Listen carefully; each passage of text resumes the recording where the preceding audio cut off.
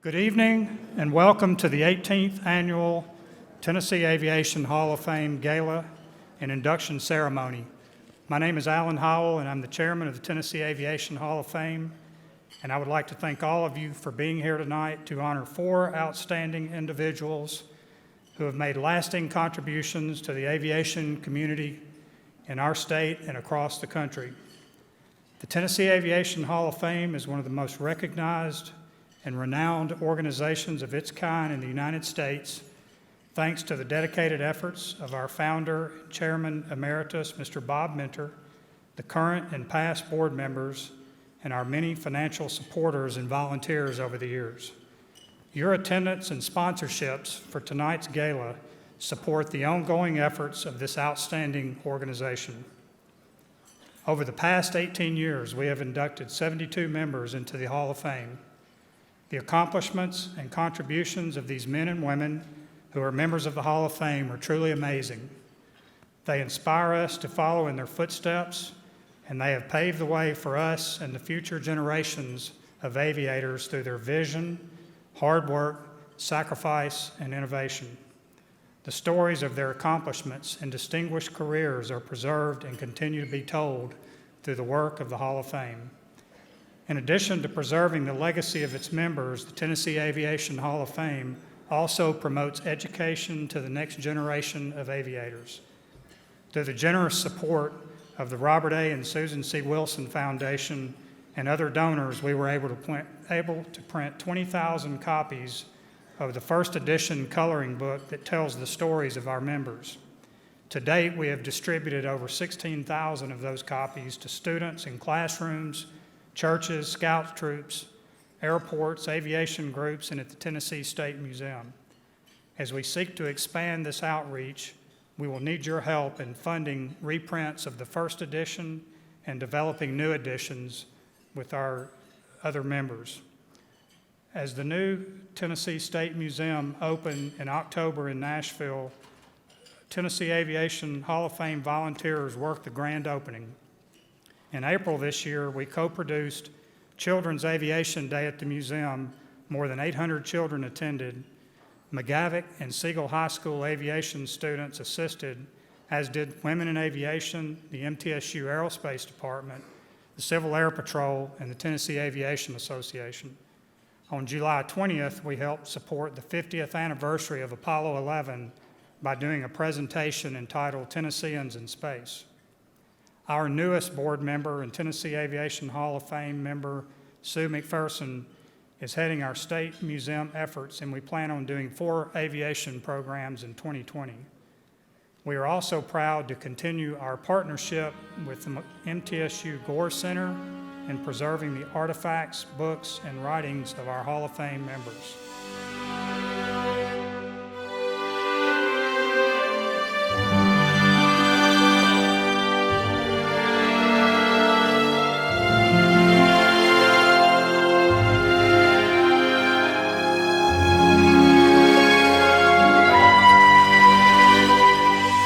This time we will have the presentation of the colors. Go, that's it. Yeah, ready. Colors.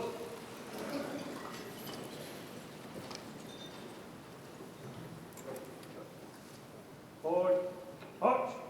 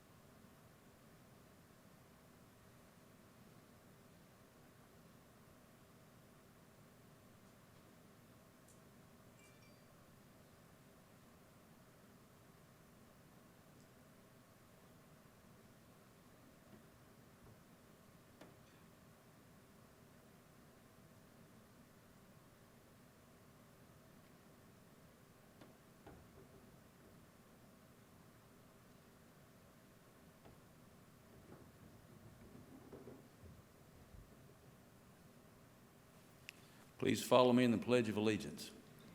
I pledge allegiance to the flag of the United States of America and to the republic for which it stands, one nation, under God, indivisible, with liberty and justice for all. Thank you. You may be seated.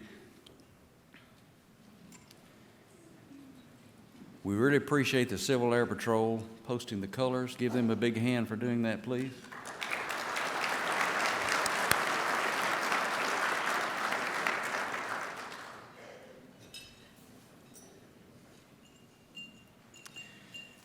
Because I fly, I laugh more than other people. I look up and see more than they. I know how the clouds feel, what it's like to have the blue in my lap, to look down on birds, to feel freedom in a thing called the stick. Who but I can slice between God's billowed legs and feel them laugh and crash with each step? Who else has seen the unclimbed peaks, the rainbow's secret, the real reason birds sing? Because I fly, I envy no person on earth. We come here tonight to honor folks who have made great contribution to aviation in Tennessee.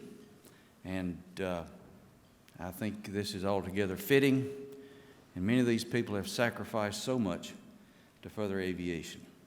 Here's how things are going to work. I will introduce each inductee, and I will read a bio about them.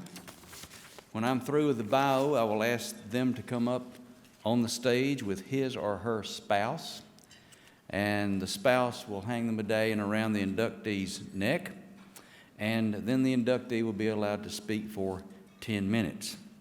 Now, John, that's the inductee. Oh, me. So that's how things will work.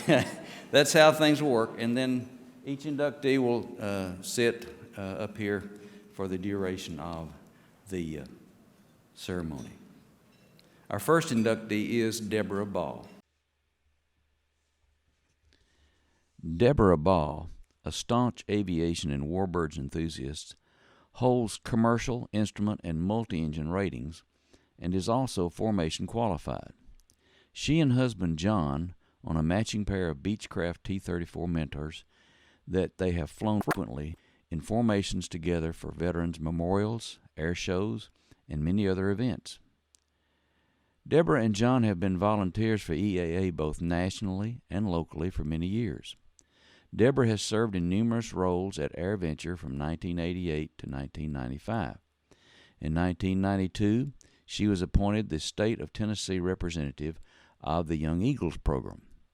Ms. Ball has personally flown over 900 Young Eagles and has received the Young Eagles Award from National Warbirds and EAA Chapter 863.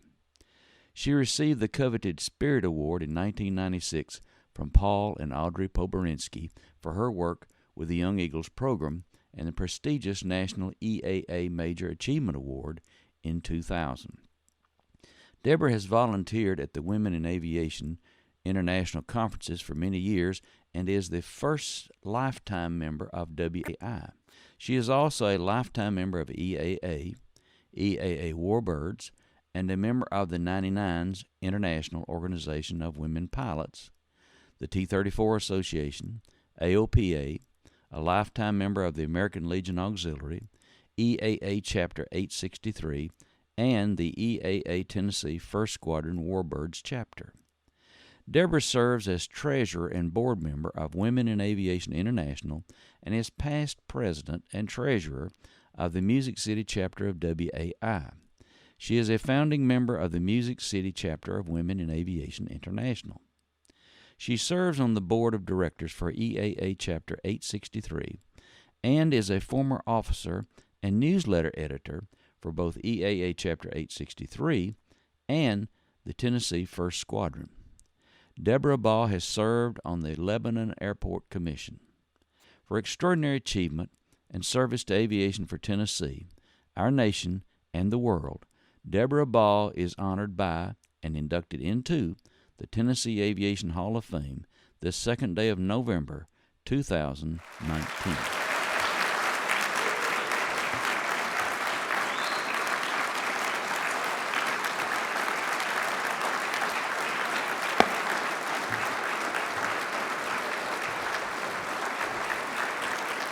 Here he comes.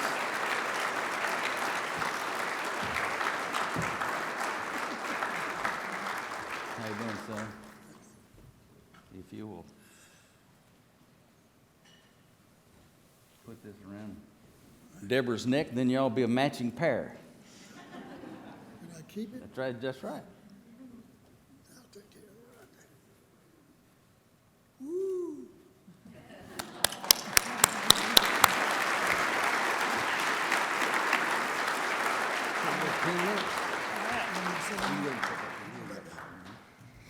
First, I'd like to thank the Hall of Fame Board and Bob Minner for this great honor tonight. Also, for my nomination, I'd like to thank Sue McPherson, Jennifer Baker, and Jerry Kirby.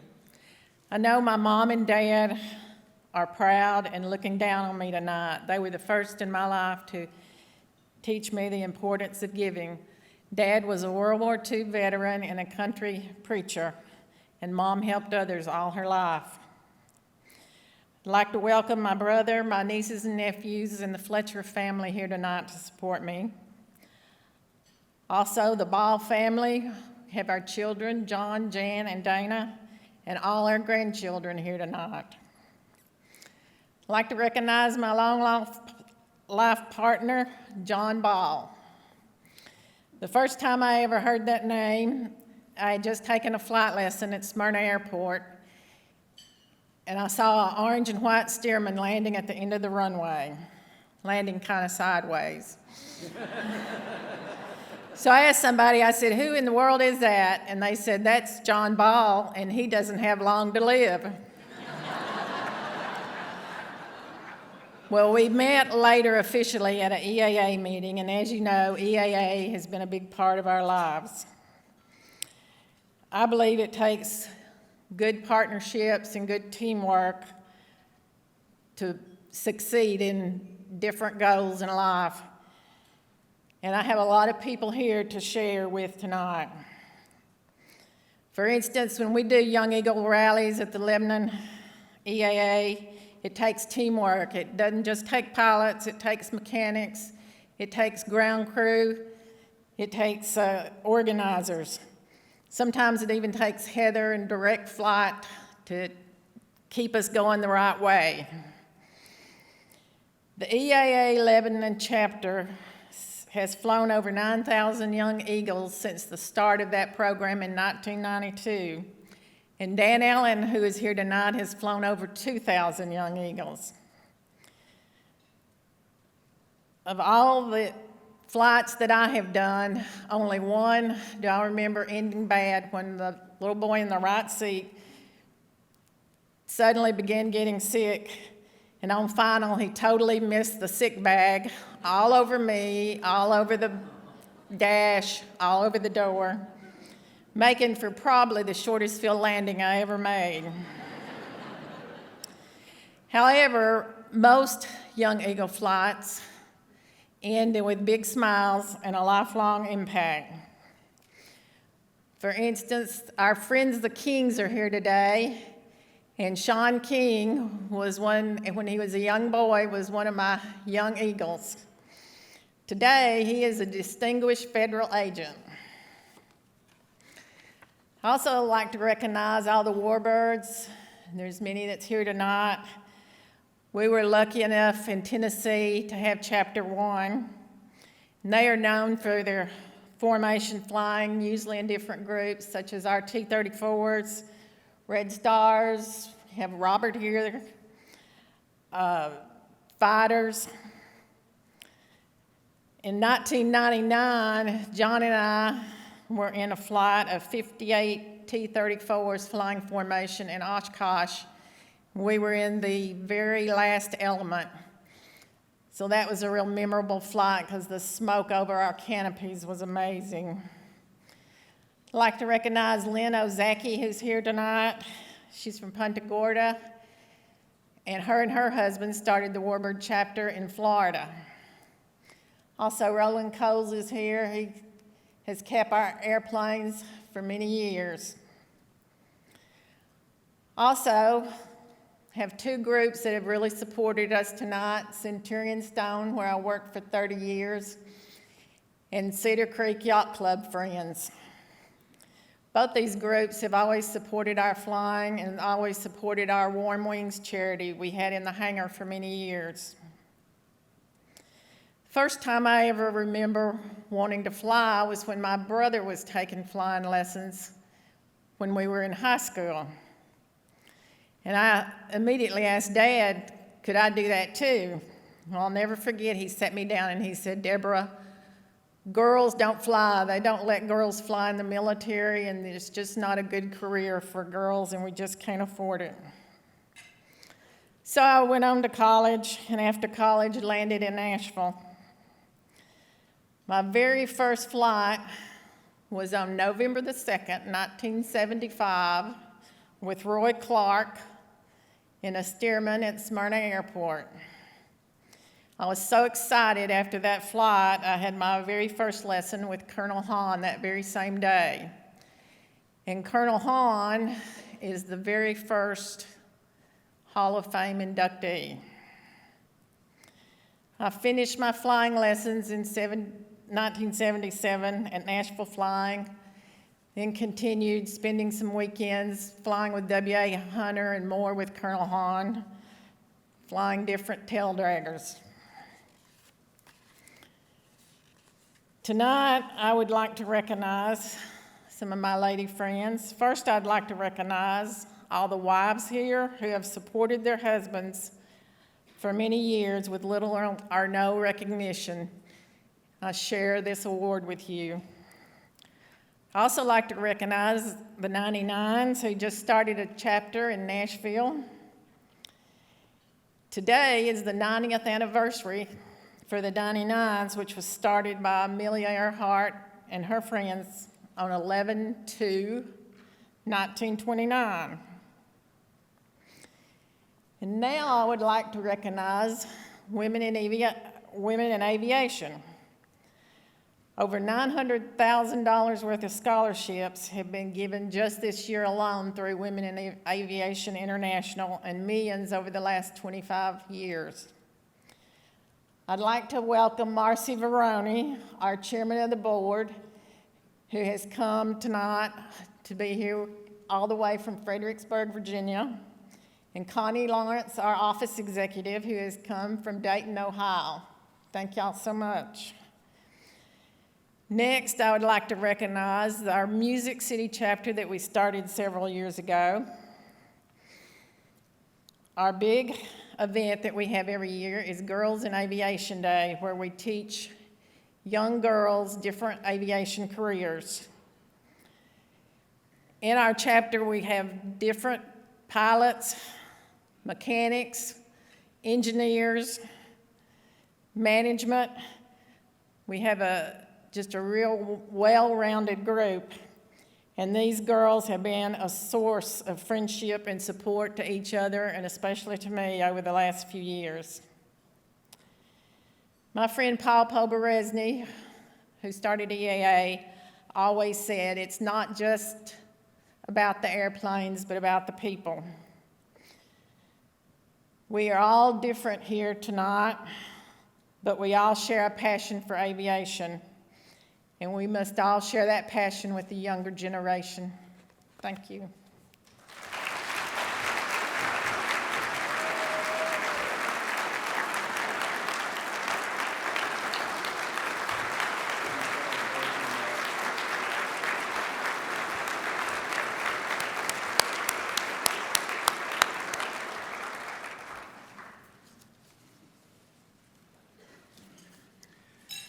Our next inductee is posthumous. Sadly, we have no one here tonight to represent him or to accept the award, so we will accept it for him. Our next inductee into the Tennessee Aviation Hall of Fame is James Stephen Fawcett. An entrepreneur and adventurer, Steve Fawcett was born in Jackson, Tennessee in April 1944 and grew up in Garden Grove, California. He was educated at Stanford University, where he obtained his bachelor's degree and received his master's degree from Washington University in St. Louis. He made his fortune in the field of investment and commodities trading. As a young man, he was very active in Boy Scouts of America and attained the rank of Eagle Scout. He was often quoted as saying, "Boy Scouts had a profound impact on him as a young man and guided him through adulthood." After gaining great financial success in business, Steve began engaging in his passion of setting various records through adventures in aviation. In 2002, he was the first person to complete a solo, non-stop circumnavigation of the world in a hot air balloon, a feat for which he is most famous. In 2005, he was the first person to fly an airplane solo around the world, non-stop and non-fueled, covering 23,000 miles in 67 hours. He also set a world record for the highest altitude attained in a glider, 57,671 feet, and 3 world records for the longest distance traveled by a glider. During his life, he completed more than 116 adventure records in 5 different sports: fixed-wing aviation, balloons, airships, cross-country snow skiing, and sailing.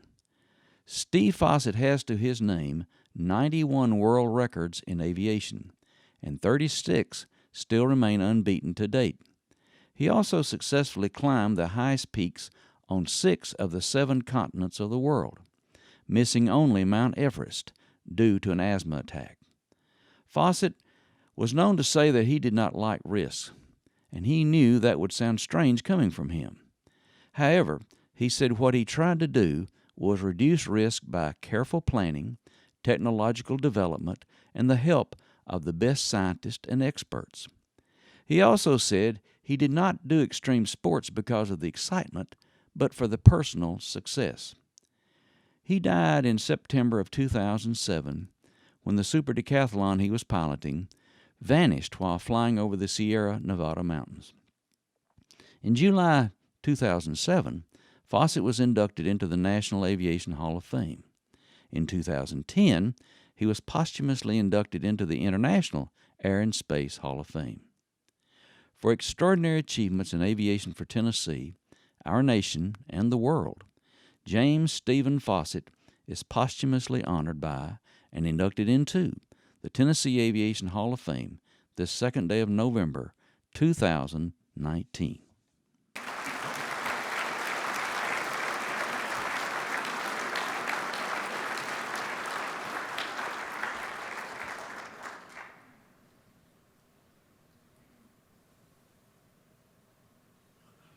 Give him a hand again.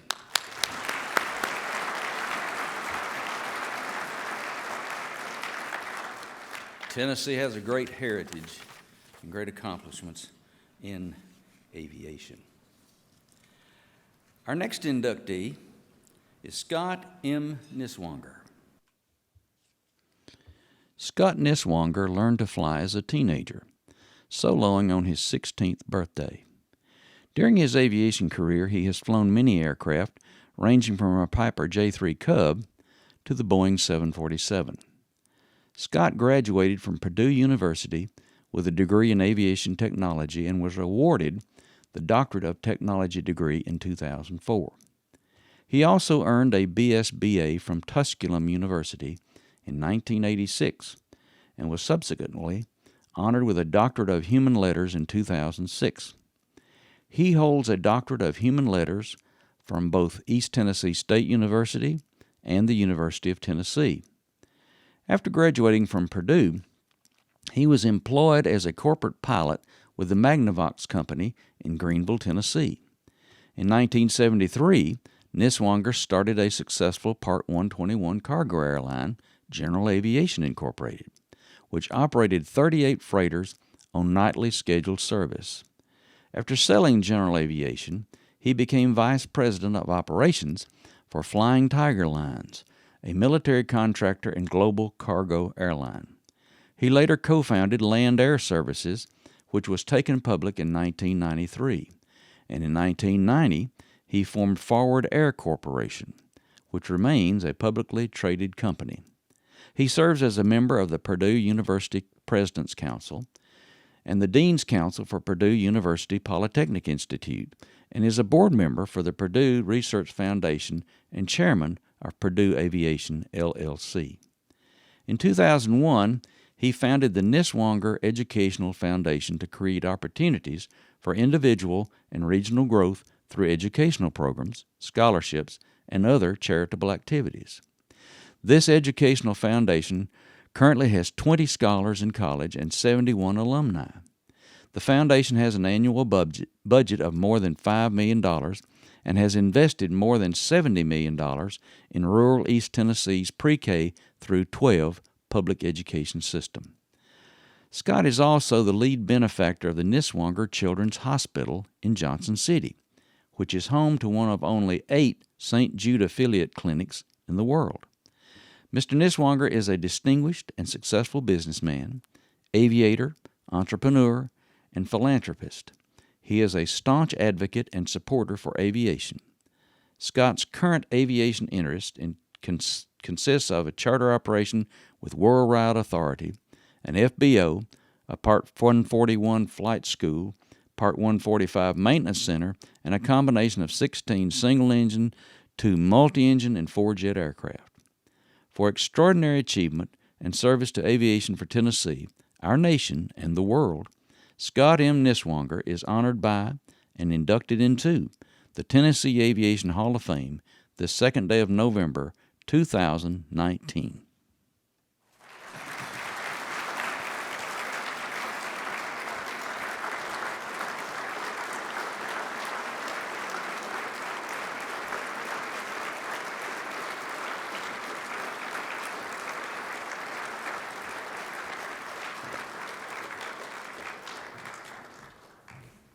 See, where's the photographer? There he is. Nikki, if you'll take that and put that in that, please, ma'am.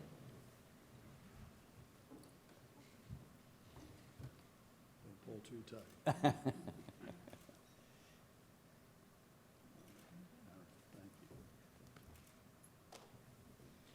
Thanks, Nikki.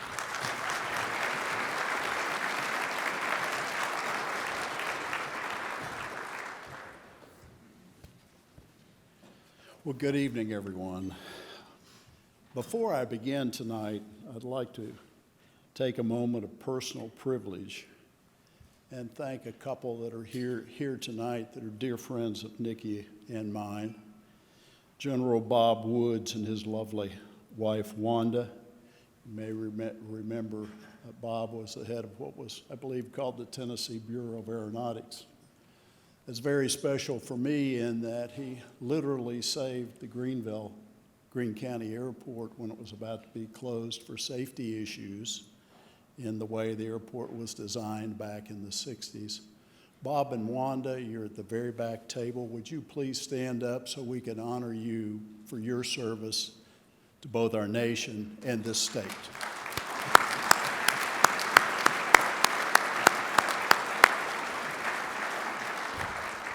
Thank you. Well, most of my remarks were in the introduction that Mr. Derryberry just gave, so please bear with me in hearing those again. Thank you, Mr. Derryberry, and congratulations to all the honorees this evening.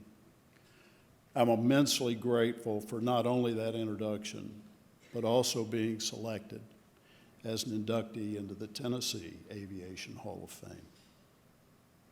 As we all could say, whatever success I've had in my life has been mostly because of others. A great mother who balanced unconditional love with stern discipline, great teachers, flight instructors, and coaches who not only taught their students, but also served as mentors and examples of good citizens. The banker who provided my first business loan in spite of the credit officer's objections, and many, many supportive friends and family.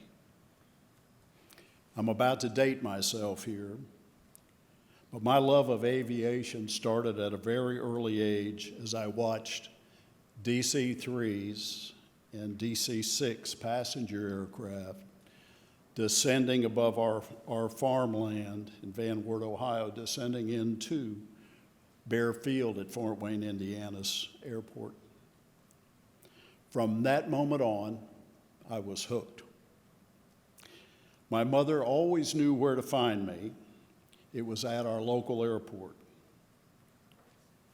Many of you can reflect on giving that kid his first ride for washing or waxing your airplane. And that's where it began for me. Through the grace of God, and not my high school transcript, I was accepted into the aviation program at Purdue University. As you heard earlier, after graduation, I began my career as a corporate pilot for the Magnavox company in Greenville. Shortly after moving to Greenville, several local industries asked if I could supply a small freighter to fly parts. That led to the formation of a Part 121 cargo airline, flying 38 freighters on schedules every night. And where I was seated at my table, I was looking directly at the inductee, Bill Whitmore, who many of you will remember was with the FAA. Had it not been for Bill, at a time when the FAA was there to promote aviation, as long as you were doing it safely, they were promoting growth in aviation. Had it not been for Bill and Harvey Gassaway, we would have never gotten that 121 certificate built from scratch. As that began, my passion for the business side of aviation.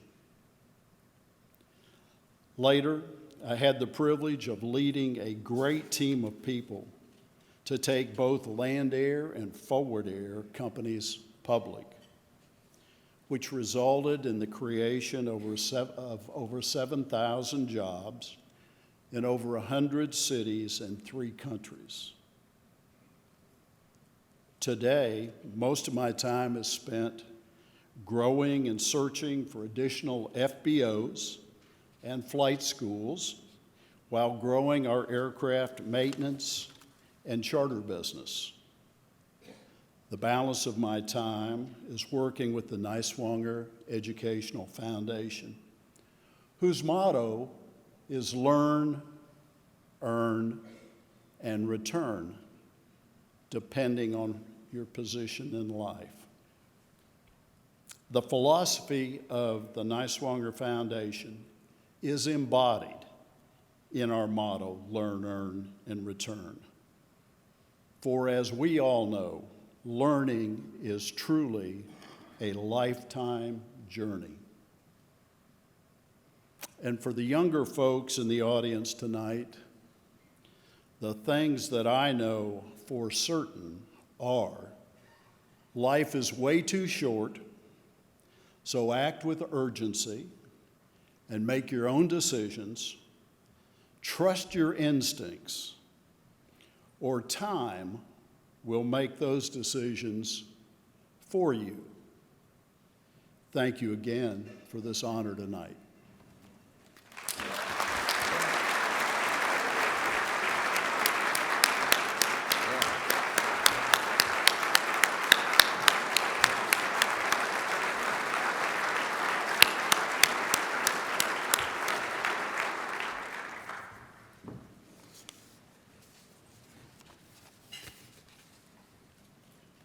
Our next inductee is Colonel Benjo Welch, Jr. Born in 1934 in Bon Air, Tennessee, Ben Welch grew up determined to be a pilot.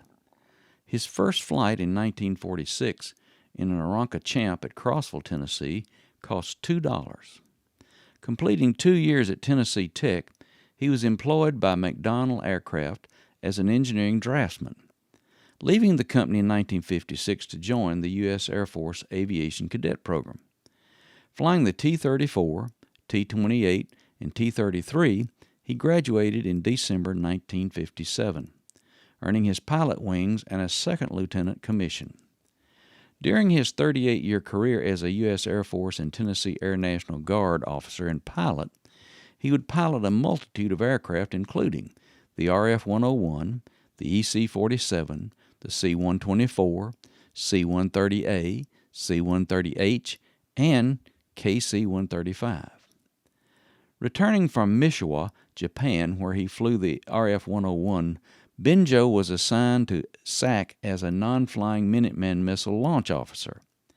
In 1966, he was returned to flying duty and volunteered for Vietnam flying the EC-47.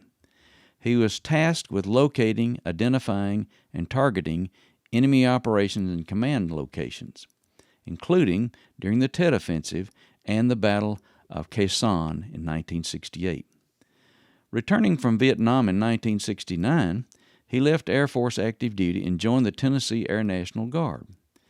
Air National Guard assignments included Flying Safety Officer, Wing Chief of Safety, Wing Training Officer, Squadron Operations Officer, Squadron Commander, and Wing Director of Operations. Flying with the Air National Guard, Benjo amassed over 5,000 flight hours in the C-130A and C-130H. Promoted to colonel in 1989, he returned to active duty as the Air Guard advisor to the commander of the 21st Air Force. Assigned as the 21st Air Force Crisis Action Team Commander, Colonel Welch was responsible for command and control of airlift in support of Operation Desert Seal. Additional assignments while in the 21st Air Force included Egypt, Operation Restore Hope, Somalia, and Antarctica Operation Deep Freeze. Colonel Welch's awards and commendations include Legions of Merit, Distinguished Flying Cross, Meritorious Service Medal, Air Medal with 5 Oak Leaf Clusters, Air Force Commendation Medal, and the Vietnam Service Medal. Colonel Welch retired from the U.S. Air Force in July 1994. At the time of his retirement, he was the oldest active duty officer on flying status with the U.S. Air Force. He continues to fly and is a pilot with the Civil Air Patrol. For extraordinary achievement and service in aviation for Tennessee, our nation, and the world, and for his service to our country, Colonel Ben Welch is honored by and inducted into the Tennessee Aviation Hall of Fame this second day of November 2019. Ladies and gentlemen, Colonel Ben J. Benjo Welch, Jr.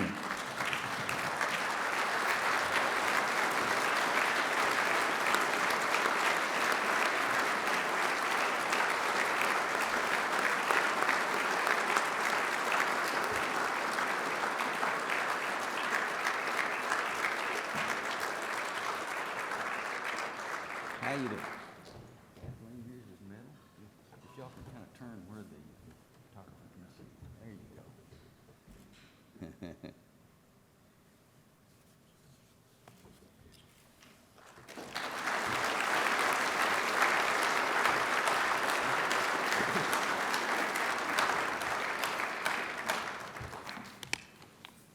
Thank you. Thank you, Clay. And thank you, Hall of Fame. This is a very humbling experience from an old boy born in Bon Air, Tennessee, in a coal miner's shack. And I'm here to tell you it's a long trip. Nobody in Bon Air ever thought they'd see me stand up here, I'll tell you that. But it's an honor, a humbling honor, and it's an honor that is the pinnacle of my career. And I thank the Hall of Fame and the board, and I appreciate being even considered. 10 minutes is not very long, and so I won't tell any more stories. There may be some people here that are glad I'm not telling them, but there's some people that I want to thank because you don't get here by yourself.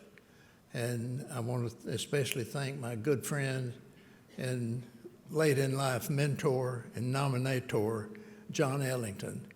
Without him, I wouldn't be standing up here. And John, I thank you and I appreciate it. I know John was considering it. I really never thought he would do it. When I found out I had been nominated, I told him, take my name off that list. You're just going to embarrass yourself, because I couldn't carry the water for the most of the guys that are already in this Hall of Fame. But I appreciate it, John, that you didn't listen to me at that particular moment in time.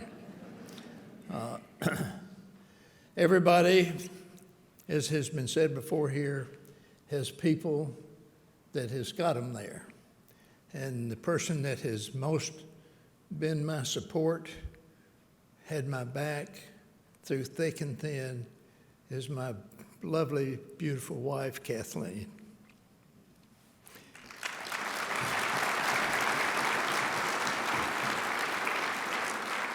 She has never faltered in her support, even though I've given her many reasons not to. And she has always been there fighting my battles and urging me on. She gave up what I think would have been a career in medicine as a doctor to support me, and I will be forever in your debt.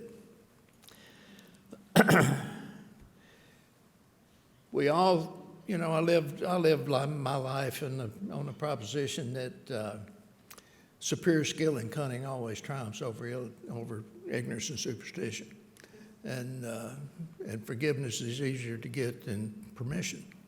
And so, in later life, though, like a lot of us here, we look back on our life and think about those lucky breaks, those golden opportunities that came our way, those bullets that we dodged. And if we're smart, and if we really have some introspective into where we've come from and how we got where we are, we realize that probably wasn't superior skill and cunning, and it probably wasn't luck. It was probably the Lord Jesus Christ looking after us and providing us with opportunities and guiding our lives and having our back. And I'm pretty sure that's what happened to me. And for that, I am grateful and thankful. I have some people that I need to give some acknowledgement to.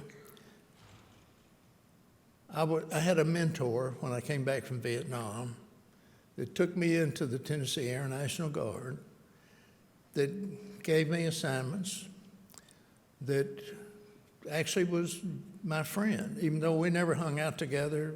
You know, he just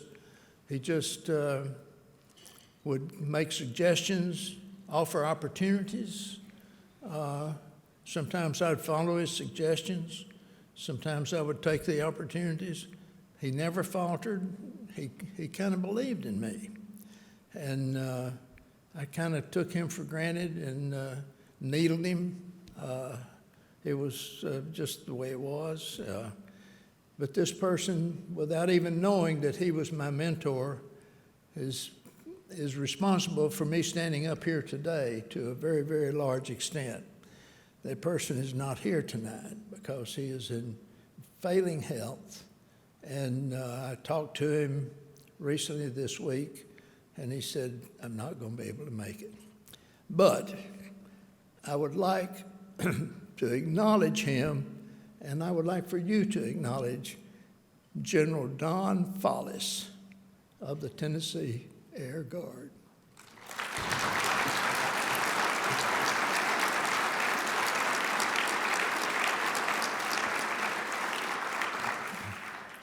Like I said, I grew up in Bonaire, Tennessee. It largely hasn't changed. The house I grew up in is burned and has been replaced. But basically, a lot of the houses, my next door neighbor's house is still there, same house. Not much has changed. If you ever go up Highway 70 to Crossville, you pass through Bonaire, don't blink, you'll miss it. but it's pretty much the same. Bunch of us kids grew up together. One of them is here tonight. There's not many of us left, by the way. One of those persons is here tonight. He was a year ahead of me in school. His name is Robert Earl Jones. He's Bob Jones. He's sitting right over here. He was a year ahead of me, went to high school. The next year when I went to high school, Bob wasn't there. He was, as they said, run away, vanished. Nobody knew where he was. About a year later, he shows up on the cover of Life magazine, sitting in a Jeep in Korea, soot, smoke all over him with that 2,000-yard stare looking out through there. And he said, "Oh my God, it's Robert Earl. He's in Korea, and he's here tonight. He's a Korean veteran with a Bronze Star and a Purple Heart, right over here."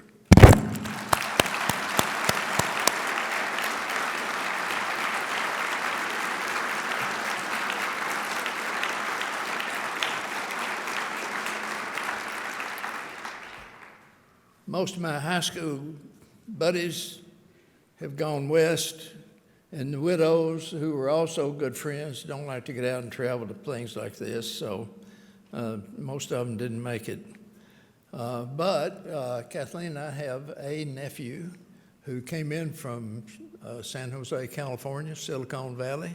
Michael Gagne and his wife Juan is sitting over here, and we appreciate very much that they came. Not very often we get a chance to get together. It's even further from California to here than it is from Bon Air. I went to aviation cadet training to become a pilot, and there were 4 of us that hung out together: George Vaughn, Hal Stein, and Bob Symes. We graduated together, and George went west some years back. Harold is in South Carolina, can't travel, but my friend Bob Symes is here tonight from Long Beach, Mississippi. He was an aviation cadet buddy, and I appreciate him being here. He and his wife showed up. I live in Fairfield Glade, Tennessee. Kathleen and I do. Best move we ever made. I don't know if you've been there or not. 11 lakes, 5 golf courses, 50 miles of walking trails, and a real nice airport just 12 miles away. And I serve on the airport committee for that airport, and it is a wonderful experience, and it's a wonderful community. And the good people of the Christ Lutheran Church came down here to support me, and there's 2 tables full of them sitting right over here. Christ Lutheran Church from Fairfield Glade, Tennessee. Let's hear it for them.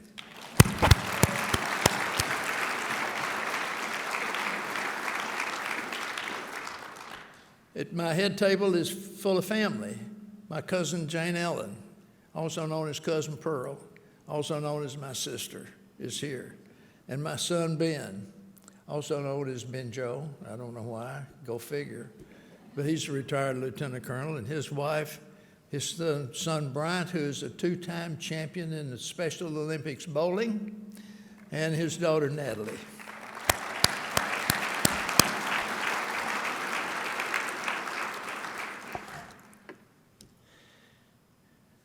Civil Air Patrol is represented here tonight, and I'm still flying with the Civil Air Patrol, as Clay said. This has been a fairly busy last 3 or 4 weeks. The 26th of September, at a Civil Air Patrol meeting, I was honored to be the recipient of the Wright Brothers Master Pilot Award. Don't get excited about it, folks. If you don't know about it, it's an old man's award. 50 years in flying, you know, it's without an accident. I will admit I was lucky in that, or somebody had my back in that respect. But, and then we had the big Crossville Airport open house. Wednesday I turned 85. This afternoon at 4 o'clock, my oldest granddaughter got married here at Oakland's Mansion here in Murfreesboro. So we barely made it back. We had to miss the reception to come here. and now this great honor. So it's been somewhat of a busy time for me.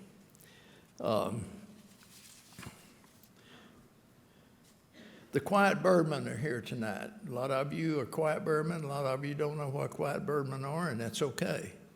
But the quiet birdmen are here, and I appreciate all of their support and expertise. My clock is beeping, and I'm about to be cut off.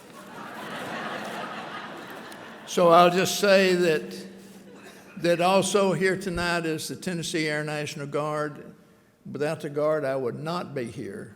The high point of my military career in the Guard was being the squadron commander and being able to command a 16-ship C-130A model formation, the first, only, and last formation of that type. The C-130A was notoriously not so reliable. And we did it in October of, I think, 88. And it was a record then, and since they retired them, it's going to be there forever, right? So without the Guard, I would not be here, because I am the Guard, and the Guard is me, and we of the Guard are as one. And the Tennessee Air Guard lives on as the Old Hickory Squadron and the 105th Attack Squadron. So that's my story. I'm sticking to it. I thank you all for being here. I thank the Hall of Fame for this great honor. I thank all of you who came. I thank all of you who supported me and helped me to the point that I am in my career. God bless you. God bless America. Thank you.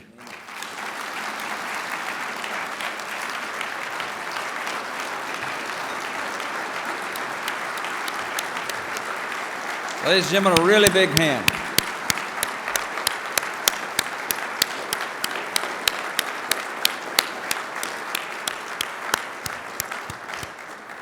To all of our distinguished inductees, congratulations. One further word, under your chair there is a box which contains some other mementos and items like a cap and some pins, and there's also a wooden plaque, so don't forget to take that as you go. This word, 15 minutes after this ceremony is over, the silent auction will close. So you've got 15 minutes or so to make any more bids that you want to bid. Thank you so much for coming. Thank you for supporting the Tennessee Aviation Hall of Fame. We aim to preserve the history and honor people who are deserving of their special contributions in aviation. As we leave, oh, I have slipped the surly bonds of earth and danced the skies on laughter-silvered wings. Sunward I've climbed and joined the tumbling mirth of sun-split clouds, and done 100 things you have not dreamed of. Wheeled and soared and swung high in the sunlit silence. Hovering there, I've chased the shouting wind along and flung my eager craft through footless halls of air. Up the long, delirious, burning blue, I've topped the windswept heights with easy grace, where neither lark nor even eagle flew. And while, with silent lifting mind, I've trod the high, untrasped sanctity of space, put out my hand and touched the face of God.